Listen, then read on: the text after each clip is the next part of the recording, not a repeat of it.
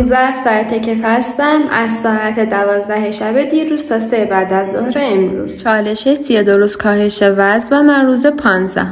امروز روز وزن‌کشی پایان هفته دوم رژیم بود. از صبح که بیدار شده بودم خیلی ذوق داشتم. پایان هفته اول رژیم به وزن 68.1 گرم رسیدم. اگه میخوای بدونی هفته اول چند کیلو بودم برو شورت روز 8 رو ببین. اگرم میخوای بدونی کلا وقتی این رژیم رو شروع کردم چند کیلو بودم برو شورت روز اول رو ببین. اول یه لیوان آب ولرم برای افزایش متابولیسم بدن. بعدش این معجون چربی سوز به صورت ناشتا. شیر و خرما رو به جای صبحانه و نهار خوردم که شد 253 کیلوکالری. از این بربره روغنی من خیلی دوست دارم، نتونستم جلوی خودمو بگیرم و کلی خوردم.